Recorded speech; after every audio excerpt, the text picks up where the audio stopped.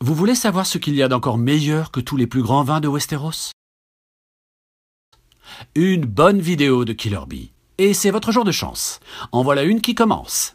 Alors abonnez-vous, cliquez sur la cloche et réagissez si vous ne voulez pas finir écrasé par un mammouth-garou ou dévoré par un Tyrenoï. Bzz les abeilles, comme vous pouvez le voir, je suis en pyjama Hamtaro si c'est pas trop la classe. Donc voilà, je voulais vous dire que grâce à mon pote Sweet, on a pu voir Endgame plusieurs fois avec Happy End. Certains ont d'ailleurs pu suivre cette aventure qui a eu lieu sans aucun spoil bien évidemment grâce à nos stories Instagram. Et ben voilà. Si la dernière vidéo a été tournée la veille de la sortie du film, d'ailleurs allez la voir, elle sera en description parce que je vais en parler tout le temps dans cette vidéo. Donc voilà, si vous n'avez pas vu la vidéo précédente, allez la voir direct et revenez ensuite parce que ça va être énorme, énorme. Donc je disais, comme la vidéo précédente a été tournée la veille de la sortie d'Endgame, celle-ci spoilera allègrement et elle sera donc tournée 2 semaines après avoir vu le film 3 fois parce que c'est vraiment beaucoup d'informations qui nous arrivent dans la tronche. Et il fallait donc du coup condenser tout ça, il fallait un peu faire le point parce que vraiment, hein, je l'ai vu 3 fois et les 3 fois c'était très violent, même si la 3e j'ai plutôt eu tendance à m'endormir au début du film parce que j'étais très fatigué, j'avais fait une nuit blanche et j'allais au cinéma direct, bref c'est pas le sujet, mais du coup voilà, beaucoup d'informations d'un coup, donc une semaine c'était pas suffisant. Je l'ai écrit pourtant, j'ai commencé à l'écrire la semaine dernière, mais on va vraiment rentrer dans le vif du sujet dans cette vidéo. On va même aller un peu plus loin qu'Endgame, un peu plus loin que ce qu'on avait dit sur la vidéo précédente, donc sur la phase 4. On a de nouveaux arguments, de nouveaux éléments plutôt depuis, on va essayer de creuser là-dessus. Donc, comme je vous l'ai dit au début de la vidéo précédente, je maintiens absolument tout ce que j'ai dit, tout, même si ça peut paraître incohérent, et je vais vous expliquer pourquoi. Donc du coup cette vidéo n'est pas une simple review, on va essayer d'analyser chaque détail en prenant les personnages un par un. Captain America, donc du coup je vais commencer par celui qui m'a le plus fait réfléchir pour des raisons tout à fait personnelles en fait, dans le film. Sa décision finale n'a pas été de confier le bouclier à un nouveau Captain, mais de créer un nouveau super-héros, un défenseur de la nouvelle époque. C'est un peu différent de ce qu'on peut imaginer avec un nouveau Captain. Un nouveau Captain, c'est-à-dire un super soldat qui défend l'idée de la paix. Là non, en fait on défend une époque de paix, que les Avengers ont voulu construire comme étant une époque de paix totale. Et donc, beaucoup pensaient que ce serait au Faucon de jouer le rôle de Captain après la scène où il lègue le bouclier, mais moi je vous demanderai de réfléchir un peu plus. Et s'il en était autrement? Tout le long du film, on nous prépare à l'arrivée des Young Avengers, ce qui nous laisse supposer que le nouveau héros ne sera ni le Faucon, ni un second Captain America. On nous introduit par cette scène l'héritier de Captain, le Patriote. Il s'agit du petit-fils de Captain America noir, comme dans les Dark Avengers. Les Young Avengers sont une espèce de miroir de la première équipe, et donc du coup, ce personnage-là ferait bien évidemment écho à Captain America. C'est pour ça qu'il ne l'a pas filé à Barnes, au soldat de l'hiver, tout simplement parce que Bucky, en fait, était, comment dire, trop ressemblant à Captain dans sa façon de penser. C'est un ancien soldat, il a vécu des trucs de guerre, en fait, il a eu des traumatismes de guerre, on pouvait pas revenir là-dessus. C'est une époque de paix avant tout. Ensuite, Iron Man. Alors lui, Tony, je l'aime plus que 3 fois 1000. En vrai, lui, il a introduit Rescue à partir de Endgame, parce qu'il a créé en fait l'armure pour sa femme, donc un peu comme dans les comics, on a Rescue qui intervient à la fin d'Endgame. Mais il a aussi créé la Iron Spider, qui sera utilisée par un tout autre personnage que Peter. Alors, on va revenir sur la bande-annonce de Far From Home aussi, mais on va y revenir bien plus tard. Comme ça, ceux qui ont envie de voir une review de Endgame sans se faire spoil la bande-annonce de Far From Home pourront voir cette vidéo pendant un bon bout de temps, et ensuite la conclusion sera vraiment sur autre chose, mais ne vous inquiétez pas, vous pouvez voir les deux de façon totalement séparée. Sinon allez voir la bande-annonce si vous voulez tout de même le voir, mais je sais qu'il y en a qui veulent pas se faire spoil les films. Donc voilà, je continue. Iron Spider pour moi sera utilisé par le jeune Harlequiner, qui va remplacer du coup le personnage de Amadeus Cho dans les comics, donc le mastermind d'Excello. Voilà, on va revenir comme ça, sans trop rentrer dans les détails, parce que je l'ai un peu expliqué dans la vidéo précédente, même si ça ne parlait pas encore d'Endgame, parce que je l'avais pas vu, ça parlait déjà de la phase 4, et il y a beaucoup de choses que j'ai déjà évoquées. Donc du coup, Iron Man aura servi à introduire une nouvelle héroïne, mais aussi 2 Young Avengers. Et si en réalité il y avait un 3e Young Avengers dans le lot? Imaginez qu'il ait créé un nouveau Ultron. Il ait eu envie de créer un nouvel Ultron, parce que bon, Stark est têtu, on le sait. Et il a très bien pu vouloir recréer une nouvelle vision en fait, plus qu'un Ultron en fait, ouais, une vision. Un nouveau personnage qui serait l'incarnation du bien sur Terre, etc. Donc du coup un personnage au cœur pur qui serait digne de Mjolnir, qui d'autre que Vision, à part Captain, mais ça bon voilà, qui d'autre que Vision aurait cette capacité? Eh bien imaginez qu'il ait recréé un personnage sur le même principe et qu'il ait décidé de l'appeler Iron Lad. Ça vous rappelle rien? Non? Un membre original des Young Avengers. Je crois que c'est le fils du Conquérant, si je me rappelle bien. Je sais plus, faut que je me remette là-dedans, mais je sais que Iron Lad est l'un des membres originels, du coup, des Young Avengers. Ça peut être une supposition assez grosse, hein, mais elle trouverait tout son sens dans le MCU. À l'image en fait du personnage qui a été créé par Howard Stark, pardon, Arsenal. Je ne sais pas si vous vous rappelez de ce personnage qui était insensible aux pierres d'infinité. Arsenal a été rajouté assez récemment en fait, hein, quand on regarde bien, mais a un peu ce côté vision justement qui nous manque depuis Infinity War. Donc vraiment, ça serait une idée juste sublime d'intégrer Iron Lad aux New Avengers, pas aux News justement parce que les News on les a déjà vus, aux Young Avengers. Hulk, bordel de Hulk, sa nouvelle apparence a surpris plus d'un en fait, parce que tout simplement il est basé sur Bruce Banner Jr., donc le petit-fils biologique de She-Hulk et Hulk, mais qui a été éduqué du coup par Old Man Logan. Et c'est justement la tenue qu'a Bruce Banner dans Endgame. Tout le monde a dit ouais non c'est dégueulasse, ça ressemble à quoi? Absolument pas les gars, c'est une grosse référence ultra mythique sur un personnage vraiment très intéressant que j'adore. Enfin je préfère quand même Old Man Logan, mais c'est un duo en fait tout simplement. Old Man Logan au début dans les 4 Fantastiques s'appelait le Cagoulé et il était accompagné justement de cette version de Hulk, hein, parce que c'est un peu l'héritier des Hulk. Il faut lire Old Man Logan, vraiment lisez-le, sinon vous n'allez pas comprendre de quoi je parle. Mais je vous spoilerai pas, il y a un truc vraiment de malade sur Hulk justement. Et je vous conseille vraiment de lire ça. Et justement, pourquoi on va nous mettre un petit Hulk à la place de Hulk? Enfin, en termes de physique, hein, en termes de ressemblance, parce que ça reste au Bruce Banner. Pourquoi on va nous faire tout ça? Tout simplement parce qu'on nous montre que Bruce Banner ne sera pas mis au placard dans la suite. À partir de la suite d'Endgame, il sera quand même présent, malgré son bras, parce que n'oublions pas le principe de régénération de Hulk, qui est juste époustouflant, qui est d'ailleurs... Moi, je l'ai toujours vu comme étant plus rapide que celui de Wolverine. Hein. Il a à peine le temps de saigner que ses plaies se referment déjà. Donc vraiment, ça va être un truc de fou. Il va être sur le devant de la scène et ça va être un truc de malade, Hawkeye.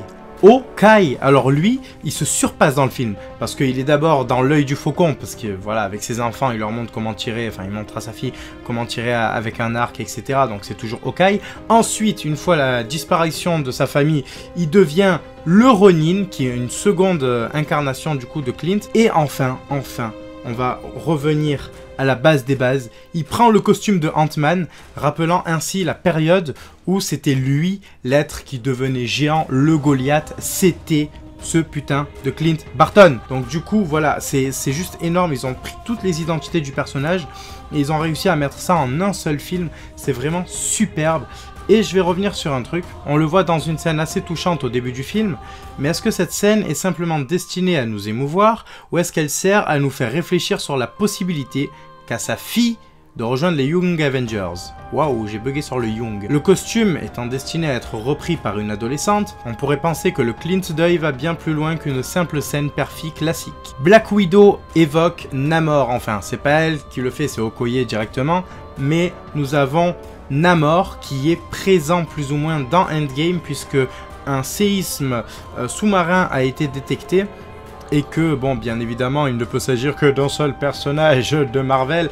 Quand ça se passe sous l'eau, il n'y a que Namor. Je pense qu'il a été introduit de cette façon-là et qu'on a de grandes chances de le voir dans Black Panther 2. Mais je vous parlais de Black Widow. Et d'ailleurs, la dernière fois, je vous ai dit qu'elle ferait partie de la phase 4. Or, Black Widow meurt, soi-disant, je dis bien soi-disant, dans Endgame. Sa mort en est-elle vraiment une? Ou, comme Loki, Gamora, etc., elle a pu échapper à son funeste destin? Si un film sur elle est prévu en phase 4, c'est certainement pas pour rien.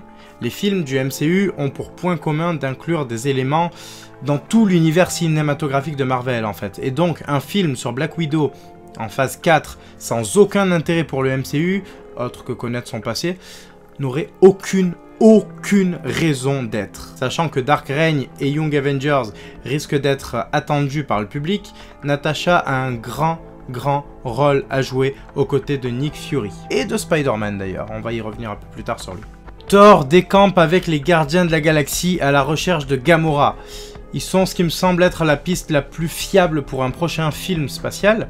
Howard the Duck étant apparu dans la bataille finale contre Thanos, il pourrait avoir une implication bien plus importante. Moi je vois bien son introduction qui se fait de la même manière en fait que le début de Homecoming, où on a du coup Spider-Man qui filme quelques scènes, etc. au moment où il va apparaître pour piquer le bouclier de Captain, tout ça. Genre en mode il était déjà présent dans le MCU mais il vivait sa vie de son côté. Je pense que c'est jouable, c'est largement jouable. Alors on a également les anciens Gardiens de la Galaxie qui étaient donc présents dans le volume 2, dans la scène post-générique, mais aussi dans la scène où on a l'enterrement de Yondu, tout simplement parce que c'est eux les Ravageurs, tout simplement, ils ont changé de nom. Mais on les voit dans une scène, donc je pense pas que ce soit anodin, je pense qu'ils vont jouer un très grand rôle là-dedans. Et surtout qu'ils sont menés pas par n'importe qui.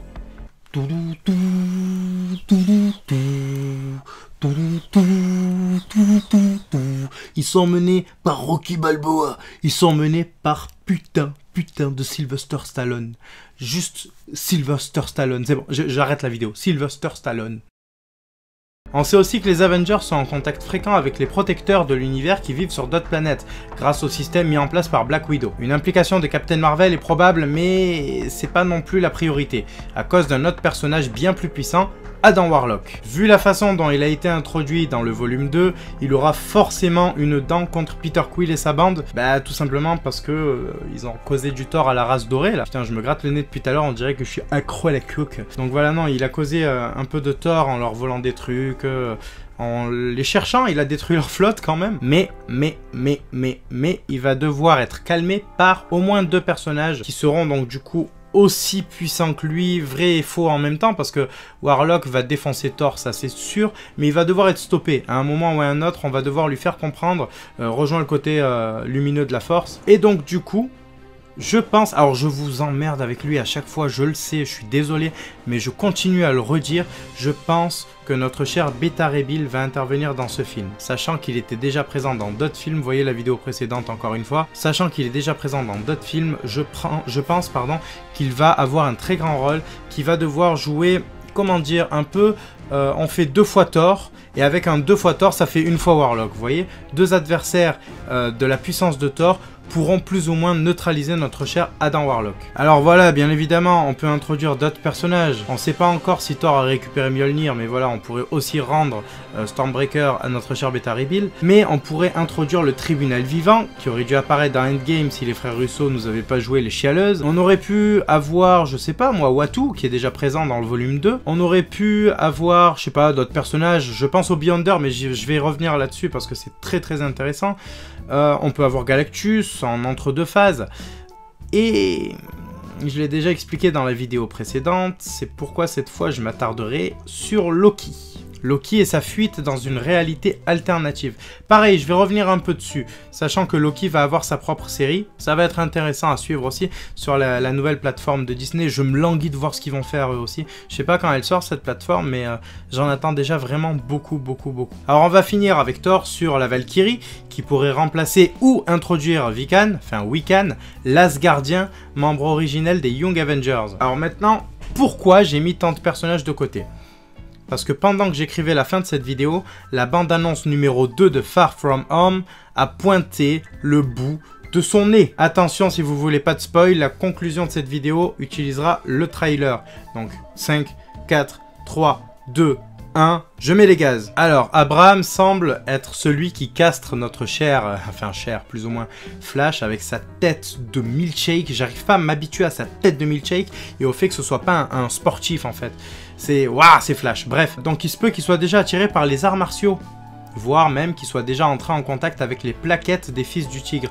Alors je pense que ça irait un peu loin de l'introduire comme ça. Mais Abraham a déjà cette attirance pour les arts martiaux et ça va être utilisé dans un film, regardez la vidéo précédente, mais ça va être utilisé dans un film de la phase 4. Alors le flic Black un peu enrobé qui parle à Spider-Man, est-ce qu'il vous rappelle quelqu'un? Il vous rappelle personne? le cher papa de Miles Morales, Spider-Man qui fait donc son apparition pendant Secret War. C'est un Spider-Man Black qui a des origines aussi mexicaines, je crois, je ne sais plus, sud-américaines en tout cas. Et j'ai parlé de Secret War, ouais. Ça fait au moins 2 ans que j'en parle, mais je vais devoir en reparler. Je sais. On va parler de Secret War. J'accuse Mysterio d'être responsable de 2 arcs. Il nous parle du multivers. On comprend donc du coup que Captain Marvel essaye de réparer l'univers du MCU parce qu'elle est indisponible. Et que Thor est également impliqué, puisque on nous dit hors dimension. Hors dimension, c'est un peu compliqué à concevoir pour l'instant parce qu'on ne parle pas d'univers mais de dimension. Donc je comprends pas vraiment ce qu'ils ont voulu dire par là. Mais vraiment, il faut se concentrer là-dessus. Ça nous laisse enfin une autre possibilité immense de voir débarquer le nouveau Beyonder. Celui qui a la grosse beubare pour les films totalement déjantés que peuvent être les films reprenant Secret War. Parce que bordel, ça va être... Imaginez plein de versions alternatives de nos héros. Imaginez un retour de Tony Stark, alors pas avec le même acteur. Voilà, justement, là on peut se permettre de faire intervenir d'autres acteurs parce qu'ils n'auront pas les mêmes tronches, ils n'auront pas les mêmes trucs. Ça va être énorme. Moi, je l'imagine déjà en phase 5, 6. Ça va dépendre de s'ils gèrent ça comme les 3 premières phases. Mais ça va être juste titanesque. Alors voilà. Je vous ai dit, je l'accusais même d'avoir introduit 2 arcs. J'ai dit 2 avec un 3 comme ça. Je l'accusais d'avoir introduit 2 arcs. Regardez la vidéo précédente, encore une fois. Je vous le jure, elle sera en description, les gars. Je n'arrête pas de parler de cette vidéo. Dark Reign est un arc où tous les héros dissidents sont traînés dans la boue. Or, nous voyons clairement que la popularité de Peter, dans cette bande-annonce en tout cas, est juste énorme. Donc du coup, il va falloir la réduire. Et pour ça, Dark Reign est le film parfait. Pourquoi? Pour faire intervenir un certain Jameson. Décrédibilisant ainsi Spider-Man grâce au pouvoir du Daily Bugle, Jameson sera le héros de Osborn. Vous l'aurez compris, le voyage au sein du multivers pourrait être au centre des phases 4 et 5, voire même d'une phase 6. Et le scénario facilite ainsi l'arrivée de nouveaux personnages dans le MCU. Merci d'avoir regardé cette vidéo jusqu'au bout. Promis, la prochaine parlera de One Piece, la technologie dans One Piece, et celle d'après de Game of Thrones. Je reviens aussi avec un I Am très prochainement, cette fois basé sur 20th Century Boy, qui est en écriture depuis un moment quand même, mais que j'essaye de faire avancer. Si vous n'avez pas eu celui de Thanos, c'est simplement qu'après avoir vu Endgame, j'ai plus été inspiré par Thanos, j'ai plus été inspiré par Captain, mais je trouvais ça dommage de faire un épisode sur Captain et pas sur Iron Man. J'y reviendrai peut-être un jour, avec 2 épisodes qui sortiront en même temps en mode Civil War, vous voyez, mais pour l'instant, je préfère me concentrer sur totalement autre chose. Et vous préparez ça. Si vous voulez enfin suivre l'avancée du projet Amadeus, qui est un très gros projet, le plus gros de la chaîne, alors de la chaîne oui et non, parce que la méthode de diffusion sera différente cette fois, mais très intéressante quand même. Alors voilà, si vous voulez suivre l'avancée du projet Amadeus, il y a une story permanente qui sert de making of et qui est disponible sur mon Instagram. Voilà. Bzz les abeilles, et à très vite. Bonjour, c'est Sonic. Ben voilà, je suis là pour vous inciter, si vous le souhaitez bien sûr, de vous abonner à la chaîne Killer Bee.